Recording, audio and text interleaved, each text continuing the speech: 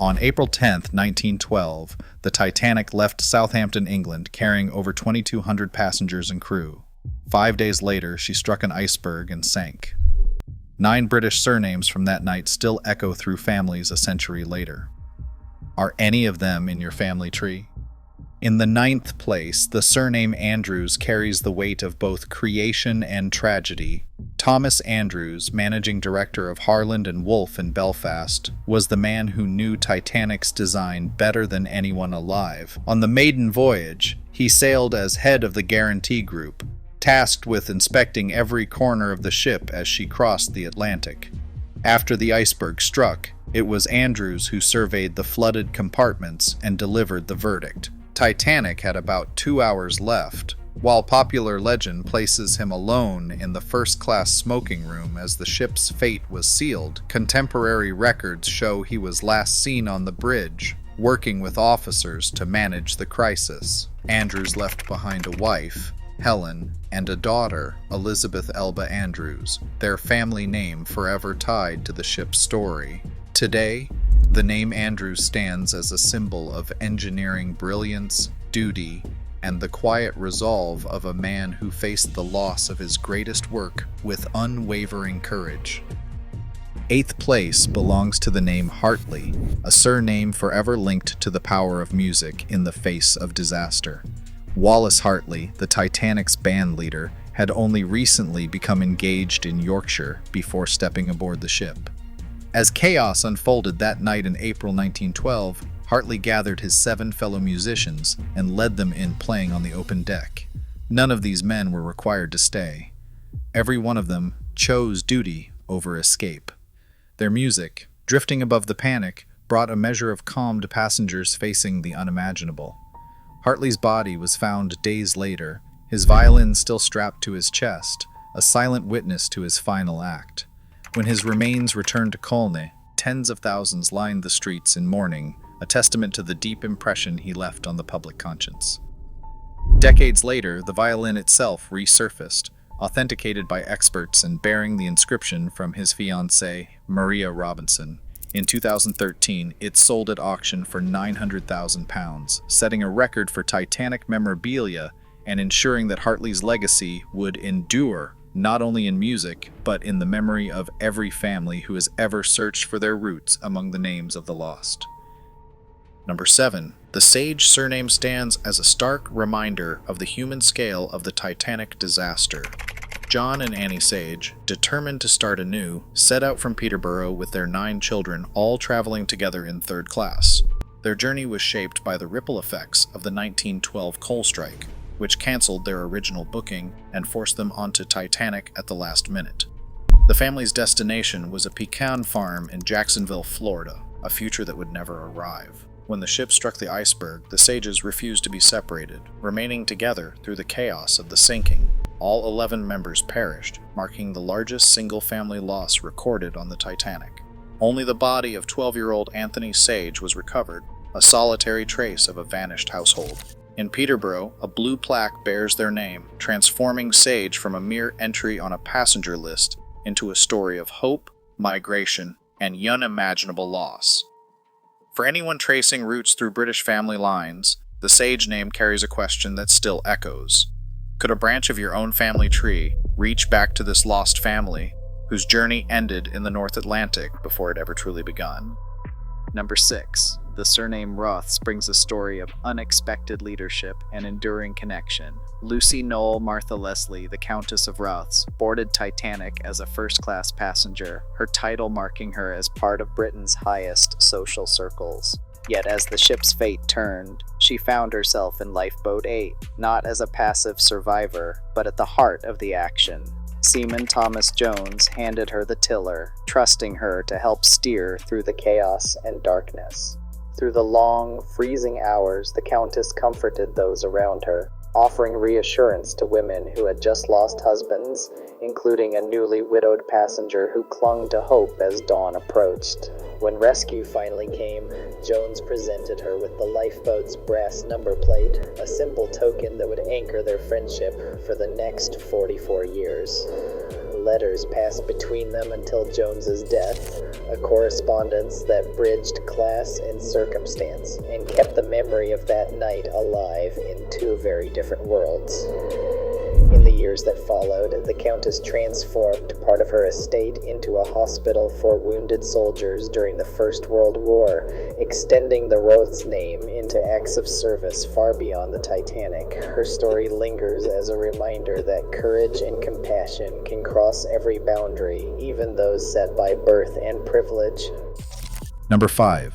The Phillips name is forever entwined with the sound of Titanic's last desperate calls across the Atlantic night. Jack Phillips, senior wireless operator, began the voyage with routine messages, telegrams for first-class passengers, updates for the bridge. But as the iceberg tore open the ship's hull, his role shifted in a heartbeat from ordinary communication to the lifeline of the doomed liner.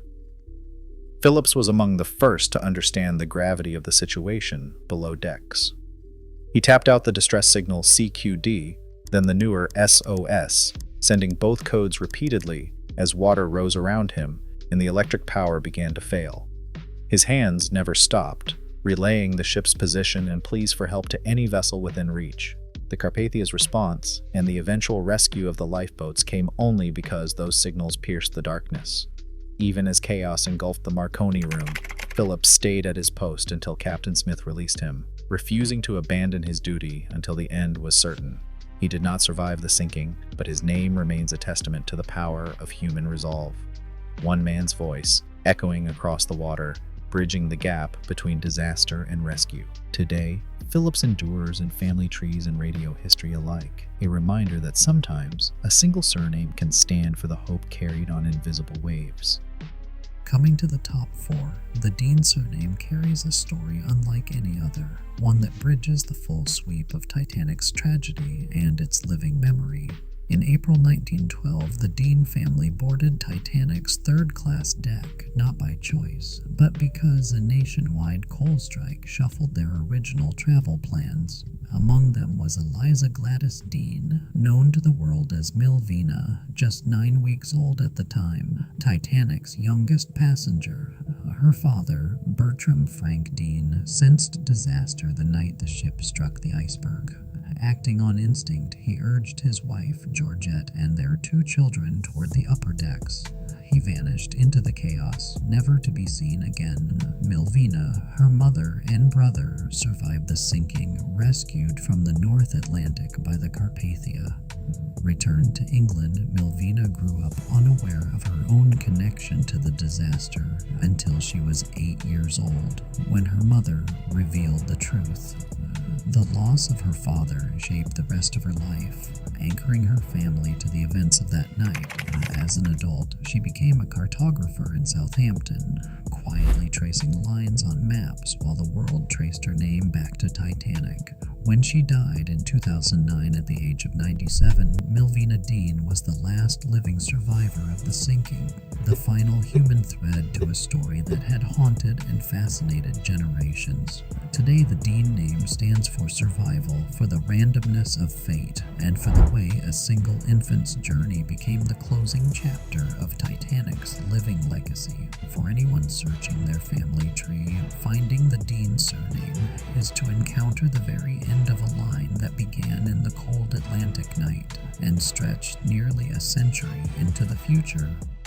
Number 3. The Smith surname stands as the very embodiment of Titanic's fate, a name that, more than any other, became inseparable from the disaster itself. Edward John Smith, captain of the world's most celebrated ocean liner, was no stranger to the North Atlantic. With decades at sea and a reputation for calm command, he was the White Star Line's most trusted officer, chosen to helm Titanic on her maiden voyage as a kind of crowning achievement before retirement. As the iceberg struck and the ship's fate became clear, Smith's role shifted from leader to witness and, ultimately, to casualty. Eyewitness accounts from the British and American inquiries place him on the bridge and boat deck, overseeing the loading of lifeboats, issuing orders, and refusing to abandon his post even as the situation deteriorated. There are no reliable records of his body being recovered, His final moments remain the subject of speculation and myth, but the consensus among survivors and investigators is that Captain Smith went down with his ship, performing his duty to the very end. In the years since, the Smith name has echoed through history books, films, and family stories, a symbol of responsibility, tragedy, and the burden of command. For those tracing their lineage, finding Smith in a family tree is to brush against the legacy of a man whose name became a shorthand for the greatest maritime disaster of the age. The story of Edward John Smith lingers not just in public memory, but in every retelling of Titanic's last hours, a reminder of how a single surname can carry the weight of both leadership and loss. In second place, the surnames of British stewards and crew form a silent chorus beneath the Titanic's more famous headlines. Hundreds of men and women, names like Etches, Crawford, and Cunningham, signed on in Southampton, many from working-class neighborhoods where a ship's wage could feed a family for months. Their duties ranged from guiding passengers to their cabins and serving meals in the grand dining rooms, to tending fires in the boiler rooms and keeping the ship's machinery running through the night. When disaster struck, these stewards and stewardesses became the front line of order and reassurance, ushering confused passengers up labyrinthine corridors, unlocking gates, and in some cases, physically carrying children to lifeboats.